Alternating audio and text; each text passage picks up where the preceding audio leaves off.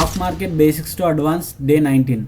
ఒక మనిషి ఎలా ఉంటాడో అలాంటి ప్యాటర్న్ ఒకటి ఉందని మీకు తెలుసా? అదే హెడ్ అండ్ షోల్డర్ ప్యాటర్న్. ఇందులో top pattern and bottom pattern అని రెండు రకాలుగా ఉంటాయి. ఈ ప్యాటర్న్ కి లెఫ్ట్ షోల్డర్ మరియు రైట్ షోల్డర్ ఒక హెడ్ అనేది ఉంటుంది. ఈ ప్యాటర్న్ వచ్చినప్పుడు ఎక్కువ శాతం ట్రెండ్ రివర్సల్ అనేవి జరుగుతాయి. Head and shoulder top pattern అంటే అప్ ట్రెండ్ రివర్సల్ ప్యాటర్న్. ఇది ఎప్పుడైతే అప్ ట్రెండ్ లో ఉన్నప్పుడు ఈ ప్యాటర్న్ అనేది ఏర్పడుతుంది. లెఫ్ట్ షోల్డర్ అంటారు దీన్ని హెడ్ అంటారు. ఇది దీనికన్నా పైన ఉంటుంది అన్నమాట హెడ్.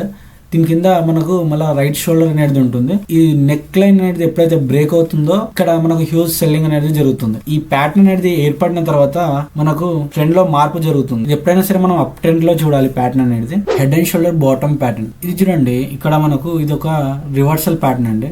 ఎప్పుడైతే మార్కెట్ ఇక్కడికి వెళ్ళి డౌన్ ట్రెండ్ లో ఉంటుందో హెడ్ అండ్ షోల్డర్ ప్యాటర్న్ అనేది ఫామ్ అవుతుంది. ఇక్కడ చూడండి ఈ హెడ్ కి పక్కకు లెఫ్ట్ షోల్డర్ ఉంది, రైట్ షోల్డర్ ఉంది.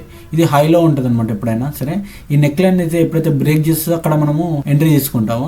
ఇక్కడ నుంచి మనకి హ్యూజ్ బయింగ్ అనేది జరిగే అవకాశం ఉంటుంది అనమాట.